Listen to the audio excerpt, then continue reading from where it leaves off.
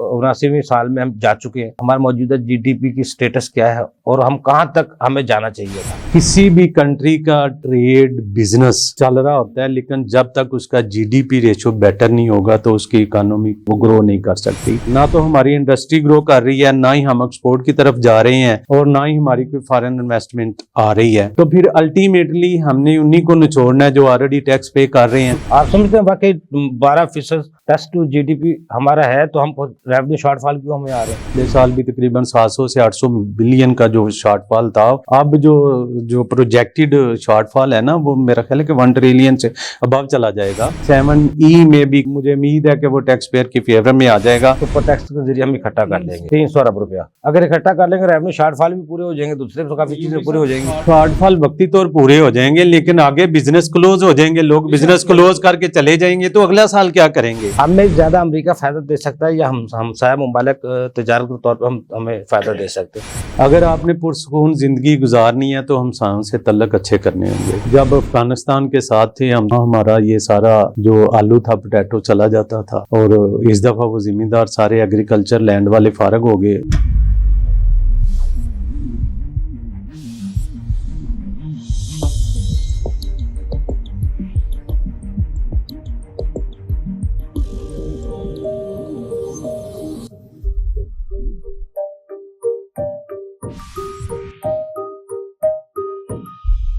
मोहम्मद आसफ राणा साहब, किसी मुल्क की तरक्की के जब राज है अगर देखना हो तो उसकी जीडीपी को देखा जाता है। आप क्या समझते हैं हमारे जीडीपी, जैसे हम आज 79वें साल में हम जा चुके हैं, हमारा मौजूदा जीडीपी की स्टेटस क्या है और हम कहाँ तक हमें जाना चाहिए था। देखिए यूबी साहब, आप पेट की हड्डी के क्वेश्चन कर रहे हैं हमसे, जो भी आपने हमारा पैनल बुलाया यहाँ पे, सारे क्वेश्चन जो है ना आपके इकोनॉमी के साथ अटैच है। किसी भी मुल्क की जब इकोनॉमी ओपन होगी, लोग खुले दिल से बिजनेस करेंगे, इन्वेस्टमेंट करेंगे, फॉरेन इन्वेस्टर आएगा, तो देन ये इकोनॉमी हमारी ठीक होगी और जीडीपी भी तभी ठीक होती है। जीडीपी मीन्स है कि जब आपकी ग्रॉस डोमेस्टिक प्रोडक्शन जो है ना, किसी भी कंट्री का ट्रेड बिजनेस चल रहा होता है, लेकिन जब तक उसका जीडीपी रेशो बेटर नहीं होगा तो उसकी इकोनॉमी वो ग्रो नहीं कर सकती। यहाँ पे जो हमारी जो जीडीपी थी 2025 में वो 410 बिलियन डॉलर थी। उसके बाद अब IMF कह रहा है जी कुछ बेहतरी की तरफ जा रहे हैं हम। ख्वाजा साहब ने भी पहले कहा है कि जब तक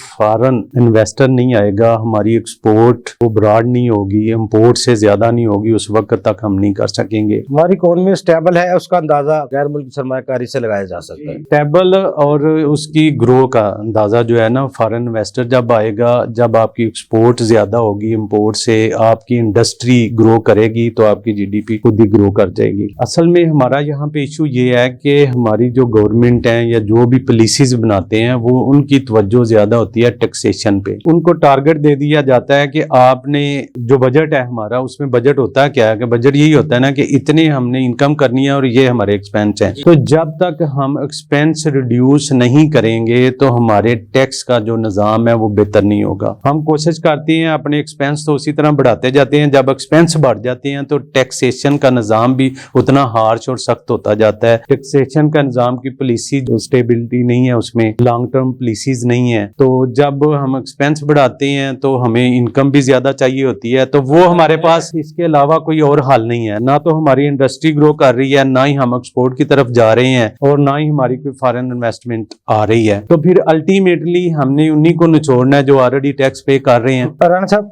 वजीर खजाना साहब कहते हैं हम 12% टैक्स टू जीडीपी जा चुके हैं। अगर 12% टैक्स टू जीडीपी हो तो 15,000, 18-20,000 इकट्ठे करने टैक्स की सूरत में कोई मसला नहीं है। आप समझते हैं वाकई 12% टैक्स टू जीडीपी हमारा है तो हम रेवेन्यू शॉर्टफॉल क्यों हमें आ रहे हैं। नहीं यूबी साहब, देखें यहाँ पे टैक्स टू जीडीपी जो है ना वो तो फर्जी फिगरें दे दी जाती हैं। जो पिछले सालों में था वो 9 से 10% था, 9 से 10% था। शॉर्टफॉल आया पिछले साल भी तकरीबन 700 से 800 बिलियन का जो शॉर्टफॉल था। अब जो प्रोजेक्टेड शॉर्टफॉल है ना वो मेरा ख्याल है कि 1 ट्रिलियन से अबव चला जाएगा। कह तो رہی ہیں یہ لوگ کہ 12 سے 13% GDP ٹو ٹیکسیشن چلے جائیں گے, ٹیکسیشن ٹو GDP چلے جائیں گے, لیکن میرا نہیں خیال کہ یہاں پہ جائیں گے جب تک یہ اپنی انڈسٹری کو گرو نہیں کریں گے, ایکسپورٹ کو گرو نہیں کریں گے, اس وقت تک ٹیکس ٹو GDP نہیں ہوگا. رانا صاحب جو ٹیکس اہداف ہیں, اب 385 روپے کا ریونیو شارٹ فال بھی تھا, آپ سمجھتے ہیں یہ ٹیکس اہداف حکومت اس دفعہ پورا کر پائے گی؟ یہ بزنس ایکٹیویٹی زیادہ ہوں جب ہوتا ہے یا پھر ہم امپورٹ زیادہ کریں پھر ہمارے ٹارگٹ پورے ہوتے ہیں؟ حکومت انحصار کس پہ کرتی ہے؟ ایوبی صاحب, امپورٹ کر کے آپ کے ٹیکسیشن وقتی طور تو آ جاتی ہے, لیکن آپ کی اکانومی نیچے چلی جاتی ہے. جب اکانومی آپ کی نیچے چلی جائے گی تو آپ کے ٹارگٹ جو ہے نا وہ پورے نہیں ہو سکیں گے. ٹارگٹ پورے کرنے کے لیے ہمیں ایکسپورٹ کی طرف جانا ہوگا, انڈسٹری کو پروموٹ کرنا ہوگا, اور جو فارن انویسٹر ہے اس کو اٹریکٹ کرنا ہوگا. ہمیں ایسی پالیسیز دینی ہوں گی کہ لوگ آ کے پاکستان میں انویسٹ کریں. تو جب ہم دیکھ رہے ہوتے ہیں, جیسے آپ نے دیکھا ہے کہ ابھی آپ نے پہلے بتایا اور کہا بھی کہ 3 جو ٹیکسیشن کے سسٹم ہے نئے انٹروڈیوس کروائے کے رزلٹ آ چکا ہے, دوسرا بھی تقریباً آ چکا ہے CVT والا, وہ بھی تو سب کو لگنا ہے. وہ نان ریزیڈنٹ ان کی ابارڈ میں ایسٹس ہیں ان پہ ٹیکس لگنا ہے 1%, وہ بھی اسی طرح کے آنا ہے. 7E میں بھی مجھے امید ہے کہ وہ ٹیکس پیئر کی فیور میں آ جائے گا, کیونکہ وہ فیڈرل گورنمنٹ کا نہیں ہے, وہ پنجاب گورنمنٹ اس کو لگا سکتی ہے. وہ پراپرٹی ٹیکس آلریڈی لگا ہوا ہے. تو یہ دوسرے لفظوں میں کسی پراپرٹی کو ڈیمڈ انکم کیسے کر سکتے ہیں؟ بزنس کی ڈیمڈ انکم تو ہو سکتی ہے, 7E اس پہ تو لگ سکتا ہے, لیکن کسی پراپرٹی کو ڈیم انکم کیسے کرتا ہے جہاں پہ ہمارے حالات ہی ایسے ہیں کہ کوئی اسٹیبلٹی نہیں ہے کسی بھی طرح کی. سپر ٹیکس تھا جو وہ تو 15 کروڑ سے اوپر تھا, لیکن ہمارے 15 کروڑ سے جو بریکٹ میں لوگ ہیں وہ کتنے ہیں؟ چند ہزار ہوں گے. جو آپ کی ملٹی نیشنل کمپنی ہے, انٹرنیشنل کمپنی ہے, جو بڑے بزنس مین ہیں, 5% سے زیادہ ٹیکس دے رہے ہیں. 65 سے 70% ٹیکس چلا جانا ہے اور ان کو کوئی فیسیلیٹیشن نہیں ہے, تو وہ یہاں سے انویسٹمنٹ واپس لے جائیں گے. تو پھر کیسے ہوگا کہ آپ ٹارگٹ پورا کر سکیں گے؟ آپ کا ٹارگٹ پورا نہیں ہوگا جب تک آپ ٹیکس میں ریلیکسیشن نہیں دیں گے, ٹیکس ریٹ ریڈیوس نہیں کریں گے, اور اس میں پالیسیز میں اسٹیبلٹی نہیں ہوگی لانگ ٹرم کی. وہ اس طرح پورا ہو جائے گا جس طرح سپر ٹیکس کا فیصلہ آ گیا, سپر ٹیکس کے ذریعے ہم اکٹھا کر لیں گے 300 ارب روپیہ.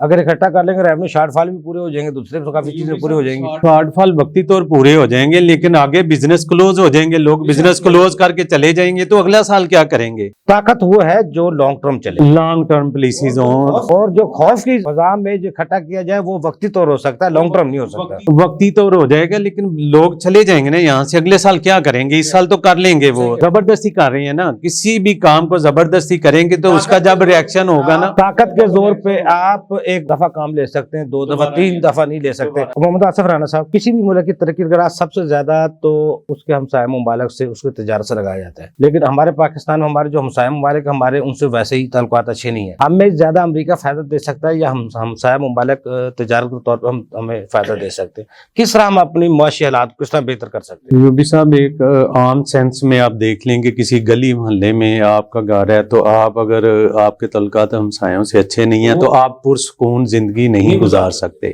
اگر آپ نے پرسکون زندگی گزارنی ہے تو ہمسایوں سے تعلق اچھے کرنے ہوں گے. دیکھیے, ایشوز ہمیشہ ڈیفرنٹ ہوتے ہیں, لوگوں کے آپس میں ڈس اوپینین بھی ہوتے ہیں, ڈیفرنٹ ہوتا ہے. تو یہاں پہ ایشو یہ ہے کہ ہم لوگ اپنی جنگ نہیں لڑتے, ہم لوگوں کی جنگ لڑتے. اس کے ساتھ تعلقات دیکھیں, جب افغانستان کے ساتھ تھے ہم تو ہمیں وہاں ہمارا یہ سارا جو آلو تھا, پوٹیٹو چلا جاتا تھا, اور اس دفعہ وہ زمیندار سارے ایگریکلچر لینڈ والے فارغ ہو گئے, سارا آلو کی فصل جو ہے برباد ہو گئی. وہ کس وجہ سے ہوئی؟ کہ ہمارے افغانستان سے تعلقات ٹھیک نہیں ہیں. ہماری جو بارڈرنگ لائن ہے نا, اس پہ ہمیں اپنی پروٹیکشن بہتر کرنی چاہیے. ہم اس کی نگرانی اچھی کر لیں, اس کے رول آف لا بنا لیں. اس کو اگر وہاں پہ سمگلنگ ہوتی ہے تو اس کی کوئی نہ کوئی ریزن ہے نا, کوئی نہ کوئی ریزن ہے, اس ریزن کو پکڑنا چاہیے, نہ کہ ہم صاحب ملک سے بگاڑ لیں. اسی طرح گندم تھی, گندم پہ بھی زمینداروں کو نقصان ہوا کہ ان کی کاسٹ 4000 تھی تو ان کی قیمت لگا دی گئی 2000. اب وہی گندم زمینداروں سے خرید کے جو GDP آپ کہہ رہے تھے جو ہے وہ اسی طرح برباد ہو رہی ہے نا, کہ جو پروڈکشن کرنے والے ہیں, جو اس کے مین ہولڈر ہیں ان سے کو تو ہم نقصان پہنچا دیتے ہیں. ہماری پالیسیز ایسی ہوتی ہیں کہ ان کو نقصان ہو جاتا ہے اور وہ اس پہ کام ہی نہیں کر پاتے. اب آئندہ جو فصل ہے گندم کی کون لگائے گا؟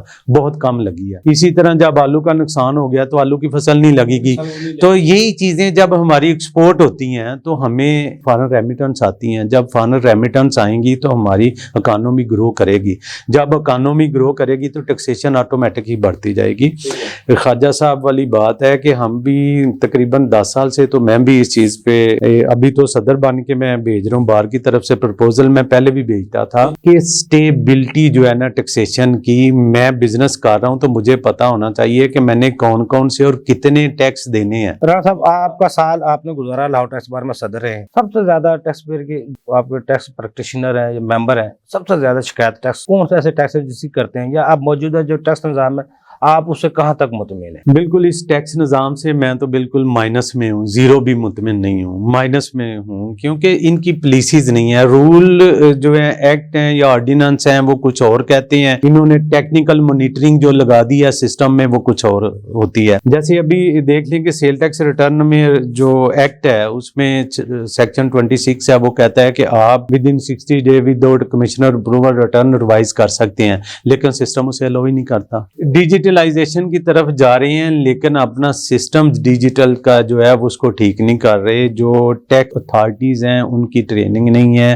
سارا کچھ سینٹرائز کرتے جا رہے ہیں. جب تک پاورز کو ڈسٹریبیوٹ نہیں کریں گے تو چیزیں بہتری کی طرف نہیں جائیں گی. آپ نے سب سے پہلے جو سوال کیا تھا وہ ہمساؤں کے ساتھ تعلقات, تو وہ تعلقات کی خرابی کی وجہ سے آپ کی جو پوٹیٹو کی پوری فصل ہے آلو کی وہ ساری برباد ہو گئی, گندم کی برباد ہو گئی. اور ہمیں جو ڈرائی فروٹس جو ہم 2000 میں لیتے تھے اب ہمیں 8-10 ہزار میں مل رہے ہیں, وہ اسی وجہ سے مل رہے ہیں. دیکھیں آپ کی فارن پالیسی ہے نا وزارت خارجہ, پاک بھارت تعلقات ہمارے, پاک افغان تعلقات, پاک یہ ریسٹور ہونے چاہیے. اگر ہم اپنے عوام کو کوئی اس ملک کو فائدہ دینا چاہتے ہیں تو ان سے گزر کے آگے دوسرے ممالک تک ہماری رسائی, ان تک پہنچنا, ان سب چیزیں ہم تجارت کرنا بہت مشکل کام ہے. انڈیا کے ساتھ ہمارا کیا ایشو ہے؟ کشمیر کا ایشو ہے, باقی تو کوئی ایشو نہیں ہے. اس کو بھی طریقے سے بیٹھ کے سیٹل کر لیں, انہی سے پوچھ لیں کہ کیا کرنا ہے. تو ہم ایک جو خطہ ہے ہمارا اس کی وجہ سے ہم پورے ملک کو دو پہ لگا دیں, یہ کوئی اچھی بات نہیں ہے.